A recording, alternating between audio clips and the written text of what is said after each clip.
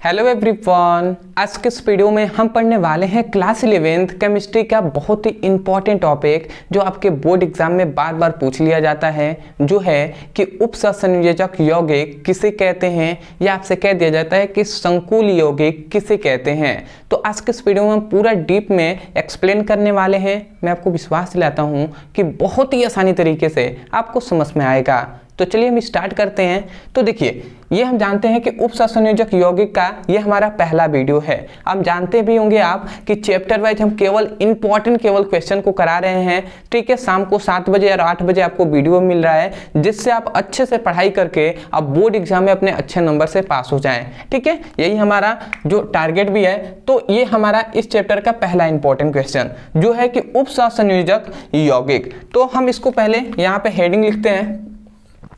यहाँ पे हमें पढ़ना है उपसंयोजक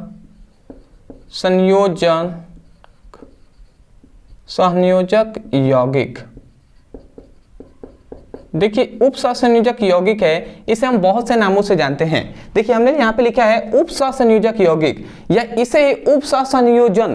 देखिए, न आए या को आए उससे कोई डिफरेंट नहीं है। उपसंयोजन यौगिक भी कह सकते हैं या इसे हम उपसंयोजक यौगिक भी हम कहते हैं। ठीक है, नाम से आपको कंफ्यूज नहीं होना है। इसे हम संकुल यौगिक के नाम से भी जानते हैं। देखिए, इसे कितने नामों से जाना जाता है। ठीक है, या आपसे संकुल यौगिक ना कहकर इसे आपको संकर यौगिक भी कह सकता है। संकर यौगिक। ठीक है जी। तो उपसंयोजक यौगिक है, संकुल यौगिक है, संकर यौगिक है, सभी बात एक ही है। एक और नामों से हम इसे जानते हैं जो है जटिल यौगिक। जटिल यौगिक। तो आप समझ सकते हैं आपको क्वेश्चन किस प्रकार घुमा सकता है।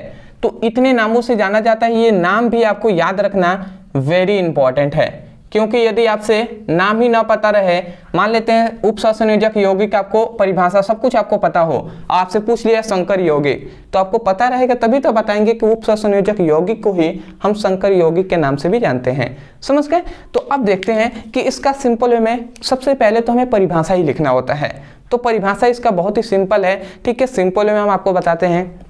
इसमें केवल यही बताया गया कि ऐसा मतलब कोई भी पदार्थ, ठीक है, जो जल में घुलने के पदार्थ, ठीक है, कोई भी ऐसा पदार्थ है जिसे हम जल में घुलते हैं, तो वो जटिल यौगिक के साथ साथ मतलब जटिल आयनों के साथ साथ, ठीक है, सरल आयन भी देता है और अपनी पहचान को बनाए रखता है, तो उसे ही हम क्या कहते हैं? उपसंयोजक यौगिक कहते हैं।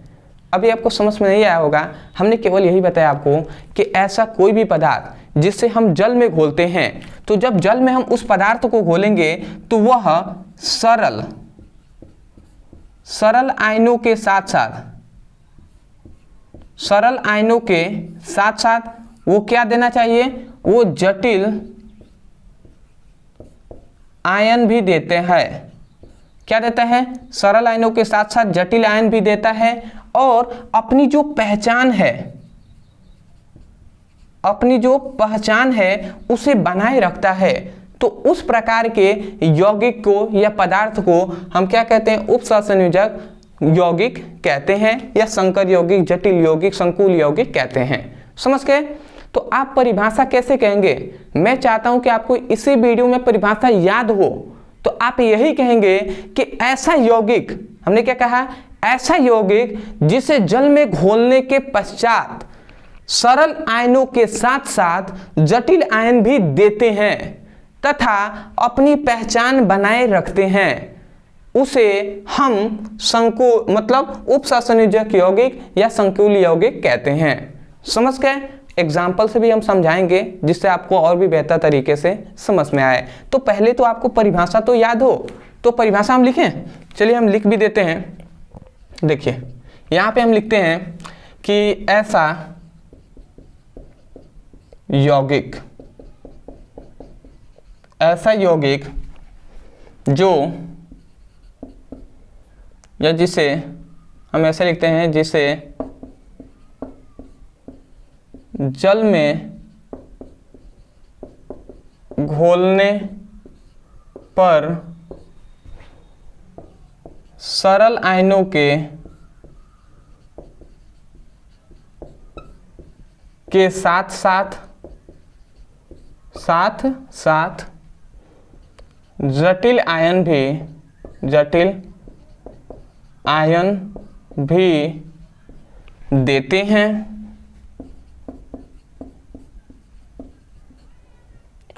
अर्थात कहने का मतलब इसका क्या है, अर्थात अपनी पहचान बनाए रखते हैं।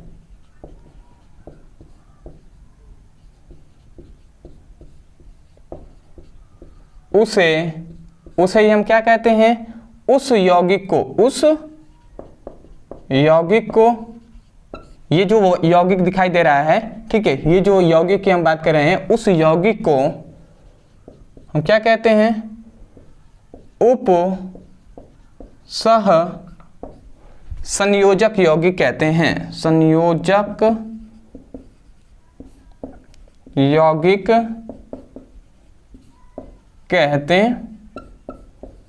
हैं।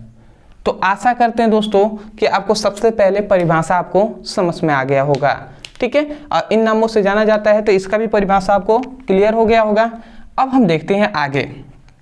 अब इसमें आगे सबसे पहला एक और आपसे इसका एग्जाम्पल, जब भी आपसे ये क्वेश्चन पूछता है तो उदाहरण तो आपको बिल्कुल देना ही होगा। तो चलिए हम उदाहरण भी देते हैं जिससे आपको बेहतर तरीके से समझ में आए, ठीक है। तो देखिए हम ले लेते हैं पोटेशियम फेरोसाइनाइड को, ठीक है। तो यहाँ पे हम लेते हैं पोटेशियम फेरोसाइनाइड को, FeCN का होल 6, ठीक है। तो यहाँ पे हमने ले लिया पोटेशियम फेरोसाइनाइड को। अब जब हम पोटेशियम फेरोसाइनाइड को जल में घोलते हैं, ठीक है, इसे हम क्या करते हैं, जल में मतलब H2O में, यहाँ पे हम सिंपल में लिख दे रहे हैं कि इसे हम जल में घोलते हैं। जब हम पोटेशियम फेरोसाइनाइड को जल में घोलते हैं तो ये क्या किस में टूट जाता है, तो ये टूट जाता है 4K+ और FeCN का होल 6 माइनस में टूट जाता है, सॉरी 4 माइनस में ना, 4 माइनस में टूट जाता है। इतनी बात आपने समझ लिया। ये है पोटेशियम फेरोसाइनाइड को जल में घोलते हैं तो यह इसमें मतलब 4K+ और FeCN का होल 6 4 माइनस में टूट जाता है। अब बहुत से ऐसे स्टूडेंट हैं जिनको सबसे पहली बात तो उनको ये समझ में नहीं आ रहा होगा कि कैसे आपको सब पता चला कि यहाँ पे +1 होगा, यहाँ पे -4 होगा। तो देखिए इतना बात ये सभी अपने क्लास 10th में पढ़ा हुआ है, नहीं पढ़े हुए हैं तो थोड़ा सा क्या कहें, चलिए आगे ऐसे ही थोड़ा सा समझा देते हैं। देखिए K4 है ना, तो इस प्रकार कुछ होता है। अब फिर से यहाँ पे एक है तो कुछ नहीं, तो यहाँ पे नीचे एक है, तो ये क्या होता है, ये वाला चल जाता है इस पर और ये वाला चल जाता है इस पर, ठीक है। तो ये वाला 1 चला गया इस पर तो यहाँ पे 1+ हमने लिख दिया, और ये जब ये 4 था तो ये इसके ऊपर चला गया तो 4- हमने लिख दिया है। अब ये प्लस माइनस क्या होता है, ये सब आपको जब वैद्युत अपघट्य पढ़ेंगे तो उसमें भी हमने आपको डिस्कस किया हुआ है, तो आप पढ़ लीजिएगा, ठीक है। अदरवाइज ऐसे ही मान लीजिए प्रैक्टिकली, क्योंकि अभी तो टाइम नहीं है कि इतना कि आपको बताया जाए। ये सभी बेसिक है जो कि क्लास 9th और 10th में, बेसिक आपको 10th में समझा दिया जाता है, ठीक है। अब आप कहेंगे सर हमने इसका कैसे हमें पता चला, क्या हमें पता चला इस एग्जाम्पल से, वो भी हम आपको बताएंगे। सबसे पहली बात, ये आपको जो यौगिक है ये एक यौगिक है, तो ये कौन सा यौगिक है, यही जो यौगिक है ना, यही है उपसहसंयोजक यौगिक या उपसहसंयोजन यौगिक, यही है, ठीक है, जिसका नाम क्या है, पोटेशियम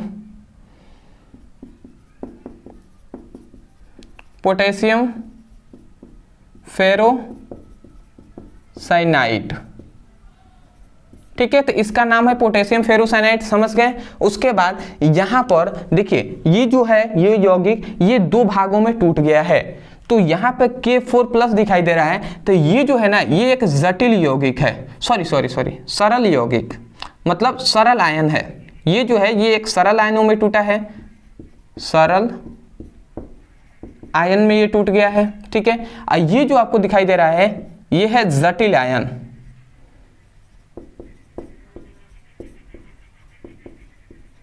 या इसे ही हम संकुल आयन भी कहते हैं, इसे ही हम क्या कहते हैं, संकर आयन भी कहते हैं। समझ गए। तो देखिए अब हमें कैसे, आप कहेंगे सर कैसे आपको पता चला ये सरल आयन है ये जटिल। तो देखिए ये देखिए तो सिंपल में यहाँ पे पोटेशियम है, यहाँ पे देखिए तो यहाँ पे फेरस भी है और साइनाइड भी है। देख रहे हैं दोनों आपस में जुड़े हुए हैं। इसका मतलब ये जब आपस में जुड़े हुए हैं, टूटे ही नहीं, ये दोनों आपस में अलग नहीं हुए, तो इसका मतलब ये जटिल ही तो होंगे। जब 2-4 फैमिली आपस में रहते हैं तो वो जटिल फैमिली है, मजबूत फैमिली है। और सिंपल है में जो अकेले है वो तो भाई कमजोर है, मतलब सरल है, सामान्य है। ठीक है, तो ये आप समझ गए इतना। तो वही तो हमने कहा था ना कि जब उपसंयोजक यौगिक को जल में घोलते हैं तो वो सरल आयनों के साथ साथ जटिल आयन भी देते हैं, तो उसे ही हम क्या कहते हैं, उस यौगिक को ही हम उपसंयोजक यौगिक कहते हैं। यही तो हमने सिंपल में आपको बताया था ना। आशा करते हैं दोस्तों कि आपको उपसंयोजक यौगिक जो है ये आपको समझ में आ गया होगा। मैंने अपने तरफ से पूरी कोशिश किया है दोस्त कि आपको समझ में आ जाए। ठीक है, तो मैं यही कहूँगा ये इंपॉर्टेंट टॉपिक है। ठीक है, छोटा टॉपिक पर इंपॉर्टेंट टॉपिक है, तो आप इसको जरूर तैयार कर लेंगे। दूसरी बात, वीडियो अच्छा लगे तो वीडियो को लाइक कीजिएगा और एक प्यारा सा कमेंट कर दीजिएगा, जिससे हमें पता चल जाएगा कि हाँ आपको वास्तव में समझ में आ गया है। ठीक है, चैनल पे नहीं हुआ तो चैनल को सब्सक्राइब कर दीजिएगा, क्योंकि आप भी देख रहे हैं कि आपके लिए ही मेहनत किया जा रहा है, तो रेगुलर आपके लिए कंटेंट प्रोवाइड किया जा रहा है। सब्सक्राइब किए रहेंगे तो आपको अदर भी जो भी वीडियो अपलोड होगा वो आपको मिलता रहेगा। प्लेलिस्ट का लिंक डिस्क्रिप्शन बॉक्स में है, उस पर आप क्लिक कीजिए और फिजिक्स और केमिस्ट्री का चैप्टर वाइज वहाँ से सभी इंपॉर्टेंट वीडियो आपको मिल जाएंगे, तो वहाँ से पढ़ाई कर लीजिए। समझ गए। तो चलिए दोस्तों आज के लिए इतना ही, मिलते एक नए टॉपिक के साथ, तब तक के लिए धन्यवाद।